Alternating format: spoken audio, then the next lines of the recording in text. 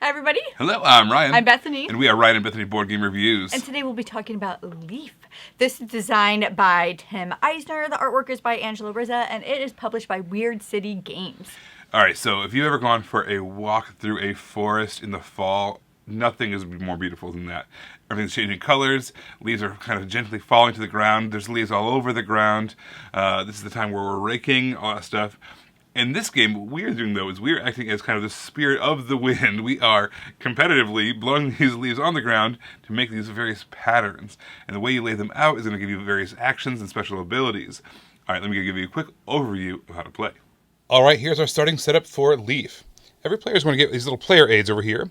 So we're going to store our animals as well, as it has all of our different actions listed right there on the board.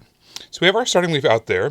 What we're going to be doing is we're going to be playing these cards in order to draft more of these leaves, connect them to that central leaf, and kind of build off of that from there. Each time we place a leaf, we're going to gain some kind of actions based off of what we're connected to. The cards pretty simply just show all the different kinds of leaves. So if we were to play this card, we'd be able to find that matching color of leaf and play it. Same thing with all these. If you play a double, it's going to give you an extra mushroom. I'll show you what that means in a little bit. But basically, we're just going to play one card per turn unless we play a double. We're going to take that top tile off of the matching stack and add it to the pile. So if we played that ginkgo leaf, let's say we grab this one here, we would take the top tile and we would connect the points to the tile. You don't gather any actions based off of what you just played, but rather what you connected to. So in this case, we placed a brown leaf, so we're not going to get any brown actions, which in this case is going up on the tree. Again, I'll show you that in a little bit. But instead, what we connected it to was the green. So if we go to our chart here, we see that when we connect to a green, we get to draw some cards. We connected to two different green points, so we're going to grab two cards. So similarly, if we were to take a yellow leaf and add it in, you can see that now we're touching two brown points and two green points. We do not count the yellow that we just placed. There are 5 different colors of actions based off the colors of the leaves. The green is just drawing more cards. The orange is drawing animal cards, which I'll show you in a moment. The browns, like I mentioned, are going up on the tree. The yellow actions are going to give you some sun points, some sun tokens, which you can use to get points and also kind of progress the game along. And red is going to allow you to grow mushrooms on the board. When you grow mushrooms, it's going to give you the chance to gain some resources when other people play around you, but also at the end of the game, you're going to get some points based off of clusters of full-grown mushrooms. For every mushroom point that we put on the board, you're able to take one of the mushrooms out of your little box here and put it on a leaf on the small baby side. So let's go ahead and put that there. And then later on, for an extra action point, what we can do is we can flip it over to a full-grown mushroom. At the end of the game, the more mushrooms that you have connected together that are full-grown, the more points you're going to get. So here's the center player board as well as the tree that I mentioned earlier. Basically what's going to happen on the center board, this is kind of the turn track. What you can do is you can spend 3 of your sun tokens in order to move this track up and gather the amount of acorns, which are victory points in this game, based off whatever you covered up. So again, if we move this one up here by spending 3 tokens, we covered up as 6, we would get 6 acorns. When you take one of the orange actions, which is the ability to take one of the animal cards, you can either choose to take from the 5 face-down cards or from the draw pile. What you're going to do is you're going to take the card and you're going to put it above your own personal player board. What's going to happen is, once this particular marker moves past a frost line, that's going to trigger the ability for one of these sets of animals to go into hibernation. When a frost happens, you're going to want to have a couple of different, maybe 2 or 3 different animals of a type. So that way what happens is, when the frost happens, you take one of your stacks of animals, you put it down below in the winter den. And you're going to score that at the end of the game based off of how many of that animal there was in your den. And the last action I want to talk about is going up on our tree track. So we all have our little squirrel tokens here. As we move up the tokens track, we're going to be able to cover up these actions, and when we cover them up, we take those other actions. A lot of different actions are represented on this track. As you go up, you might get some points, you might be able to draw some leaf cards, get some animal cards, you can even get some sun tokens. So the whole game is driven by placing those leaves and taking the associated actions that go along with them. You can go for the animals, you can go for the track. There's a lot of different ways you can get points in this game, but they're all important. Alright, so once you've crossed over 2 of those frosts and gotten to the winter line, or actually on the other side there's another player count, but basically once you've reached winter, another way to reach winter is by having 3 piles of leaves depleted. Again, once winter happens, that triggers the end of the game. We're going to finish the round so that all players have an equal number of turns, and then we're going to do one more frost phase, so you have one more last chance to get some animals hibernated, and at that point we're going to go into the final scoring. What you're going to do is you're going to take your player board here, and you're going to flip it over. It shows you all the different ways that you can get points throughout the game. So for instance, going up on the track, the highest on the tree track is going to get 6 points, the second highest is going to get 3 points. For all the mushrooms you have gathered, you're going to look at the different clusters you have, and the bigger the cluster, the more points you're going to get. Also, we talked about our winter den, all the different animals we have hibernating. The more animals we have hibernating in different groups, the more points we're going to to get. And then also going to get some leftover points based off of leftover leaf cards and sun tokens. Also, along the game, you might have earned some acorn tokens. All that is added together, and whoever has the most points wins the game. All right, before I tell you about this game, I want to tell you a story about our oldest daughter and leaves.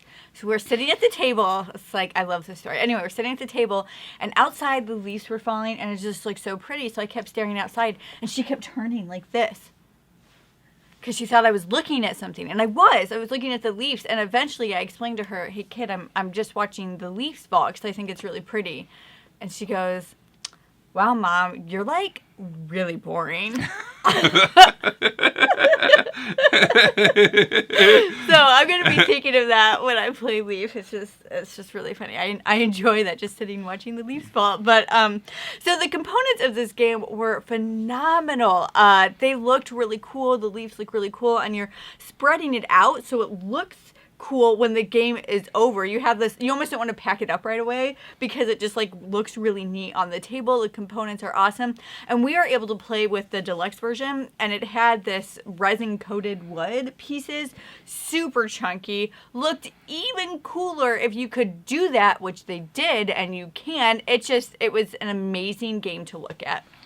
I think in this game, one of the things I like the most is you're kind of in charge of your own destiny. And that's true of a lot of games, obviously. But if there's something that you're lacking or something that you're wanting, you can just go spend your turn collecting that particular thing.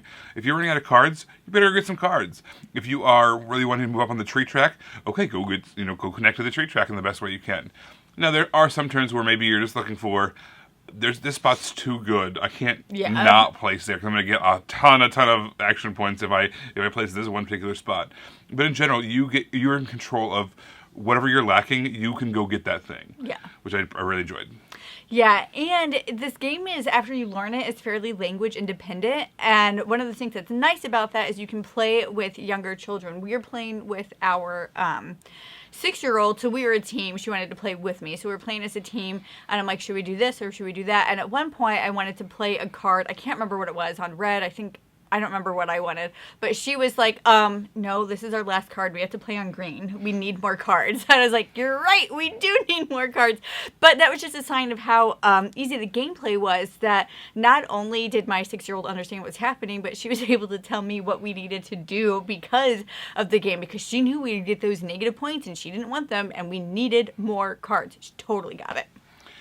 This is essentially a tile-laying game. You don't necessarily think of it as a tile-laying game because tiles are most usually squares or hexes or whatever, right? But this is all about the points, the tips of the leaves. And so you're playing this strategic tile-laying game, trying to map all that out without feeling like a tile-laying game, which I think was a really funny psychological thing that happens here. Because they're not squares or hexes, it doesn't feel like a tile-laying game. But because of that, though, I will say there's a little bit of objectivity. Is that the right word? Subjectivity. Yeah. I can't remember. Whatever the right one is, where you're making a judgment call that's not clear. So sometimes the way these tips lined up, a lot of times it was very clear. Okay, this is what you get. This is what you get. This is how this connects. But then at other times you would have, if the board shifted a little bit. Yeah, just a super nudge or whatever. You might have a situation where, like, is this one connected also? Or am I able to fit that in there? I can make it fit in there, but kind of cram in there. But we're just kind of wondering about a little bit of subjectivity. So I think it looks really cool, and I love the uniqueness of it. But also keep in mind then that you will have a couple of those times where it's like you got to make some judgment calls. Yeah, overall, I thought this game was incredibly charming and incredibly cozy. I feel like this game has the potential to reach outside of the hobby market and get people who maybe don't know that they're board gamers yet. Wink, wink, nudge, nudge. But I do think that this game has the potential to reach outside of the hobby gaming market. I agree. It's clever, it's cute, it's fast, it's easy to teach. I will say the theme, the main time I'm going to be thinking about, I want to play Leaf, is going to be in the fall. Yeah. So that's just the way my brain works. There's a couple of other games that we have that are like that too. They're like, oh yeah, it's fall, I should play Bosk. So yeah.